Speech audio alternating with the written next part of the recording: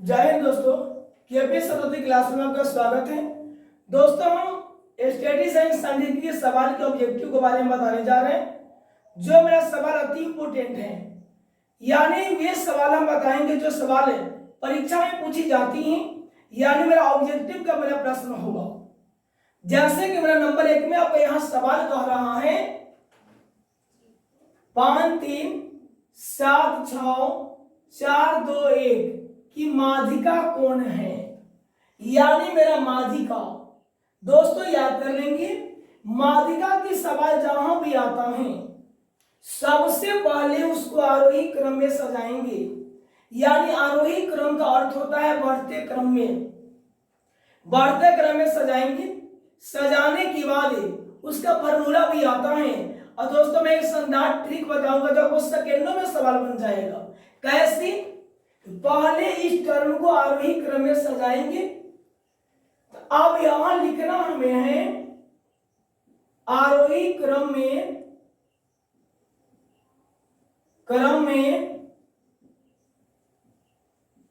सजाने पर अब हमें यहां ये देखना है कि इसमें सबसे छोटा पहले मेरा कौन है।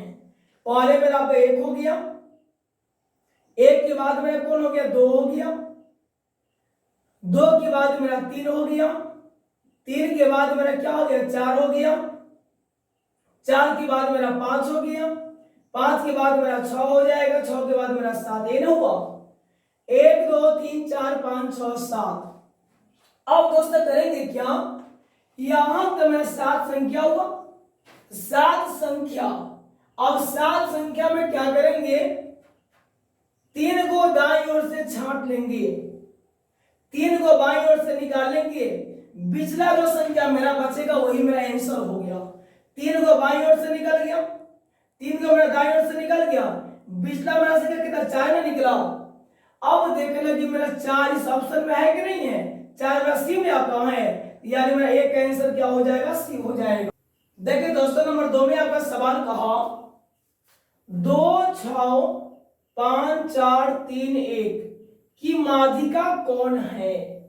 मैंने पहले आपको बता चुका था कि सबसे पहले माध्यिका के सवाल जहां भी आता है पहले इसको आरोही क्रम में सजाएंगे।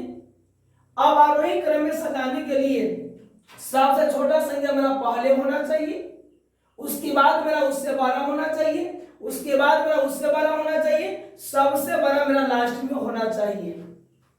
तो अब यहां पर सजाएंगे तो सबसे मेरा छोटा संख्या कौन हो गया, 1 हो गया, 1 के बाद मेरा क्या होगा 2 होगा, 2 के बाद मेरा 3 हो जाएगा, 3 के बाद मेरा 4 हो जाएगा, 4 के बाद मेरा 5 होगा, 5 के बाद 6 हो गया।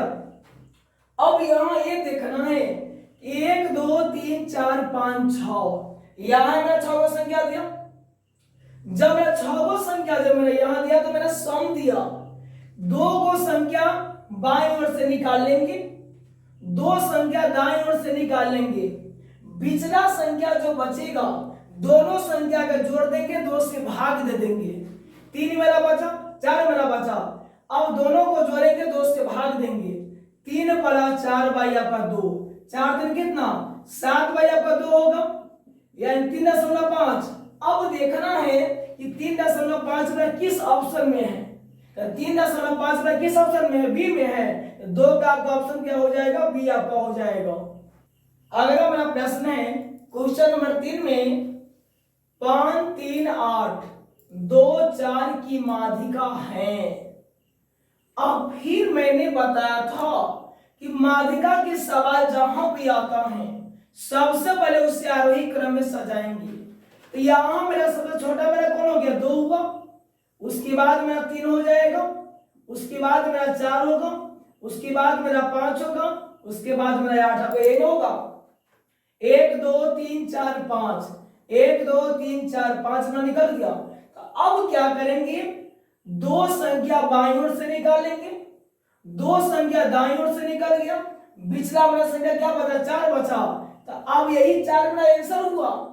अब 4 देखना है कि मेरा ऑप्शन किस में है, तो 4 आपका किस ऑप्शन में, आपका बी में हो गया, 3 का आपका ऑप्शन क्या हो जाएगा, बी हो जाएगा। देखिए दोस्तों क्वेश्चन नंबर 4 में आपका कहता है यदि किसी बंटन का माध्य और माध्यक क्रमशः 4.6 तथा 4.8 है तो बहुलक बराबर व्हाट। दोस्तों याद कर लेंगे ये सवाल मेरा परीक्षा के लिए अति इंपॉर्टेंट है। इस प्रकार के सवाल परीक्षा पूछी जाती है जो मेरा ऑब्जेक्टिव का VVI प्रश्न है। तो याद कर लेंगे इस टर्म का ऐसा सवाल का मेरा फार्मूला भी होता है। फार्मूला मेरा क्या होता है याद कर लेंगे, बहुलक बराबर फार्मूला होता है 3 माध्यिका माइनस 2 माध्य, 3 माध्यिका माइनस 2 माध्य। बहुलक बराबर ऐसा सवाल जहां भी आ जाती है तो याद कर लेंगे फार्मूला मेरा क्या होता है 3 माध्यिका माइनस 2 माध्य। अब हमें यहां देखना है कि मेरा क्या मालूम है क्या मेरा मालूम नहीं है। जो मेरा व्हाट होगा उसका मेरा मान निकलेगा। एक बात और याद कर लेंगे, यहां मेरा बहुलक कहा आपको व्हाट, तो संभवतः हो सकता है माध्यिका भी व्हाट कर देगा या माध्य भी व्हाट कर देगा। मैंने पहले क्या बताया, जो मेरा देगा पहले उसका मान बैठाना है, जो नहीं देगा उसका मेरा मान निकलेगा। जैसे कि मेरा यहाँ बहुलक निकालना है, बहुलक हमें निकालना है, तो बहुलक हम x मान लेते हैं, मान लिया गया बराबर 3 गुणे मेरा यहाँ माध्यिका कहा, तो यहाँ माध्य और माध्यक, माध्यक को ही माध्यिका भी कहा जाता है। तो माध्य और माध्यक, माध्य क्या हो गया 4.6, मेरा माध्यिका क्या हो गया 4.8, तो 3 गुणे मेरा माध्यिका क्या हो गया 4.8 माइनस 2 गुणे मेरा यहाँ माध्य क्या दिया 4.6। अब यहां मल्टीपल करेंगे, x बराबर हो जाएगा 8 तेरी 24, 4 तिहाई 12, हासिल मेरा 2 था, 12 तो मेरा 14 हो जाएगा, 14 पॉइंट मेरा 4 होगा, माइनस 6 गुना 12, 4 गुना 8 गुना 9, 9.2 आपका होगा। अब दोनों को सबट्रैक्शन यानी घटाएंगे, x बराबर क्या हो गया 4 में से 2 गया तो मेरा 2 हो जाएगा, 14 में से मेरा 9 गया तो क्या हो गया 5 आपका हो जाएगा 5.2। अब हमें देखना है कि 5.2 मेरा किस ऑप्शन में है, तो 5.2 किस ऑप्शन में सी में है, तो 4 का मेरा ऑप्शन क्या हो जाएगा सी आपका हो जाएगा। आगे मेरा प्रश्न है क्वेश्चन नंबर 5 में 9 3 4 7 2 9 6 7 9 9 का बहुलक है। बहुलक बहुलक यानी बहुलक बहुलक बहुलक बहुते बार कौन आया। बहुलक सवाल जहां भी आती है दोस्तों तो याद कर लेंगे, यानी देखना कि बहुलक बहुते बार कौन संख्या आया, तो आप बहुते बार यहां संख्या कौन आया, तो आप मेरा यहाँ 9 एक बार है, 2 बार है, 3 बार है, मेरा 4 है, यानी 9 मेरा कितना बार 4 बार मेरा आया, तो 4 बार मेरा कौन आया तो 9 आया। यानी बहुलक का अर्थ होता है सबसे ज्यादा बार कौन आया, तो सबसे ज्यादा बार मेरा तो यहाँ 9 आया, तो इसका मेरा बहुलक क्या हो जाएगा 9 हो जाएगा। 9 मेरा किस ऑप्शन में है डी ऑप्शन में है, यानी मेरा 5 का ऑप्शन क्या हो जाएगा डी आपका हो जाएगा। देखिए दोस्तों आगे फिर मेरा सवाल है 8 7 12 15 10 9 11 की माध्यिका होगी।